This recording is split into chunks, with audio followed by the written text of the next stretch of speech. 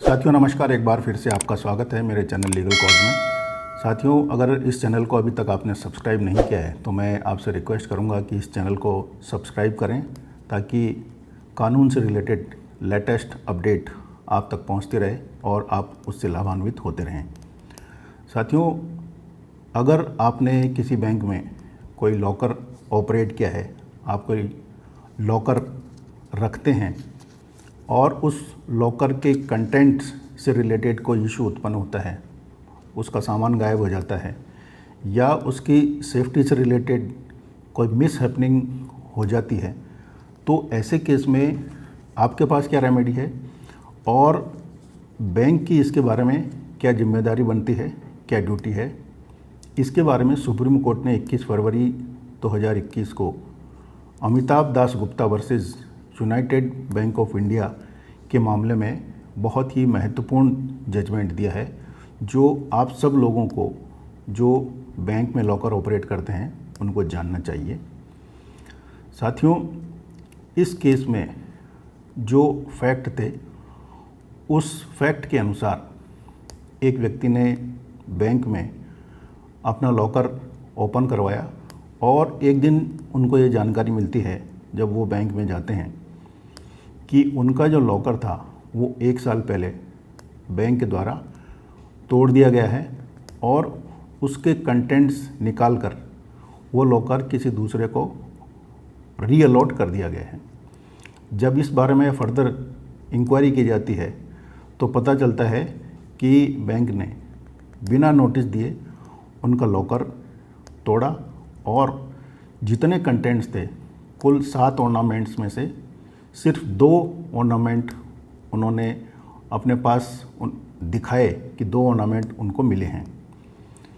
इसकी शिकायत consumer forum में कंप्लेनेंट ने जब की तो कंज्यूमर फोरम के द्वारा इसमें कंप्लेनेंट के फेवर में डिसीजन दिया गया और बैंक की गलती मानते हुए कंपनसेशन पे किया गया है। बाद में ये मामला स्टेट कमीशन में और नेशनल कमीशन में गया। उसमें नेशनल कमीशन और स्टेट कमीशन ने ये माना कि चूँकि जो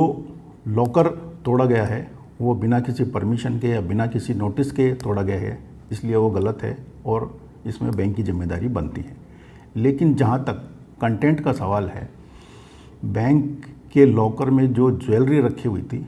उसका चूँकि कोई एविडेंस नहीं था और ये एक डिस्प्यूटेड क्वेश्चन ऑफ फैक्ट था, बिना एविडेंस के इसको डिसाइड नहीं किया जा सकता, इसलिए ये डायरेक्शन दिए गए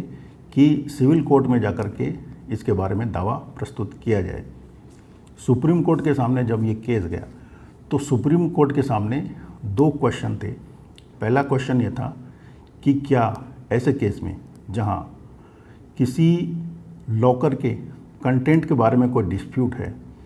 तो ऐसे केस में क्या बेलमेंट के कोई कानून अगर हमारे देश में लागू होता है तो उस कानून के तहत बैंक की कोई जिम्मेदारी बनती है उस कंटेंट को लेकर के। और दूसरा कि अगर इस तरह का कोई डिस्प्यूट है तो क्या कंज्यूमर फोरम उसको डिसाइड कर सकता है। और इसके अलावा दूसरा सवाल ये था कि अगर कंटेंट के इशू को छोड़ दिया जाए तो नॉर्मल कंडीशन में बैंक की लॉकर के बारे में सेफ्टी और मेंटेनेंस रिलेटेड क्या जिम्मेदारी बनती है। साथियों, सुप्रीम कोर्ट ने दूसरे देशों के कानूनों का, जहां पर बेलमेंट, बेल और बेली का कानून लागू होता है, उनका हवाला देते हुए, उसको डिस्कस करते हुए ये डिसाइड किया कि चूंकि हमारे देश में बेलमेंट, बेल और बेली इस तरह का कोई स्पेसिफिक कानून निर्धारित नहीं किया गया है, इसलिए इस कानून के एब्सेंस में डायरेक्ट बैंक की किसी तरह की कोई जिम्मेदारी नहीं बनती है। हालांकि टाइम टू टाइम आरबीआई ने भी जो सर्कुलर्स या रूल्स, रेगुलेशन या डायरेक्शंस या किसी आरटीआई के जवाब में भी कोई जवाब दिया है, उसमें भी बैंक की तरफ से ये कहा गया है कि बैंक की लॉकर के कंटेंट के बारे में किसी तरह की कोई लायबिलिटी नहीं बनती है। इसलिए सुप्रीम कोर्ट ने ये डिसाइड किया कि इस तरह के जो केसेस हैं जहां लॉकर में क्या कंटेंट है, इसका डिस्प्यूट है और वो कहीं किसी तरह से प्रूव किसी भी पार्टी की तरफ से नहीं होता है,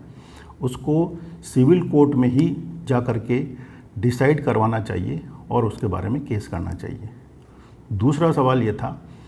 कि सुप्रीम कोर्ट ने ये कहा कि अगर कंटेंट के मामले को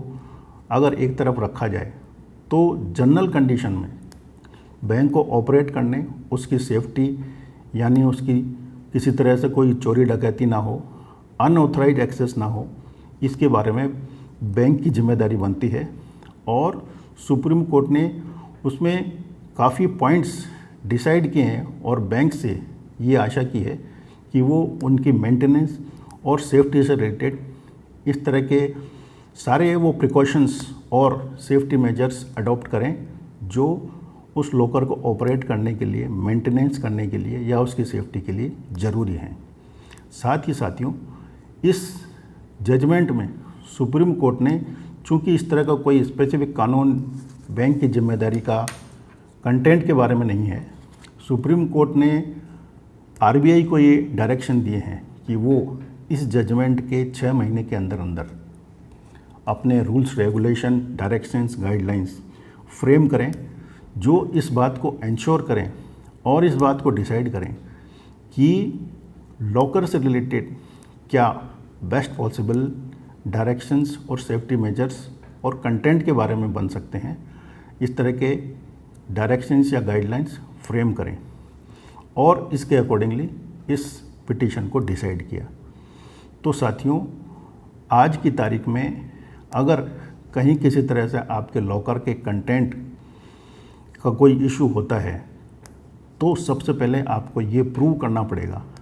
कि उसमें क्या सामान रखा हुआ था।